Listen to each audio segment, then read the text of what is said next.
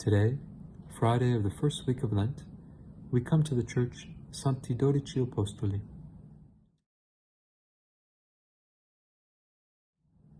The earliest record of a basilica of the Holy Apostles relates to the one built under Julius I in the mid-4th century near Trajan's Forum, in which stands his famous column.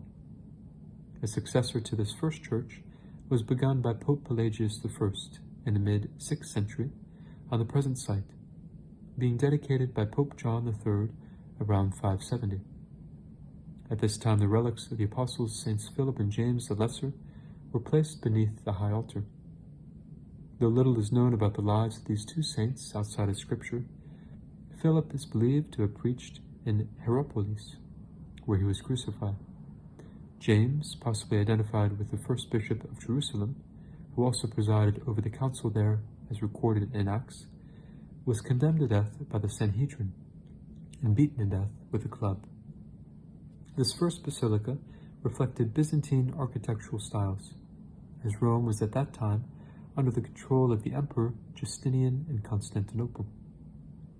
Following this, the basilica seems to have had a peaceful existence until an earthquake in the year 1348. Martin IV undertook a restoration in 1421.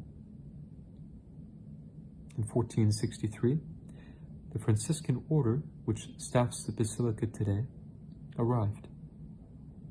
In 1873, the relics of Saints Philip and James were rediscovered under the high altar. These are placed in a confessio beneath the sanctuary, built between 1871 and 1879.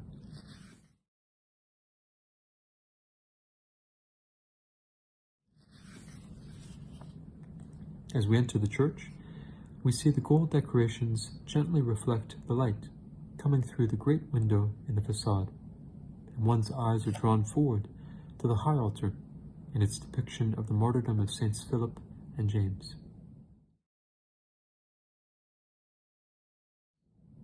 Above this is a fresco depicting the expulsion of the rebellious angels from heaven, and on the ceiling of the nave is a painting representing the glory of the Franciscan order.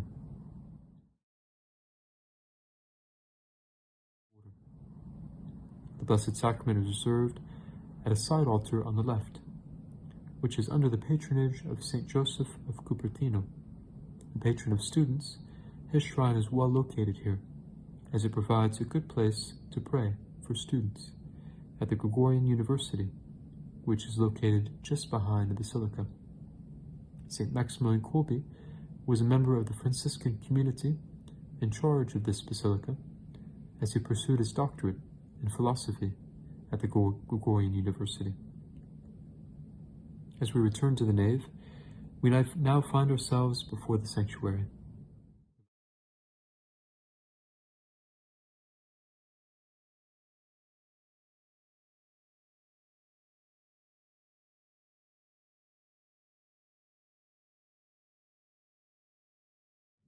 We might take a moment to reflect on the sufferings of Saints Philip and James, as depicted in the large painting above the altar, before we descend the steps to the confessio.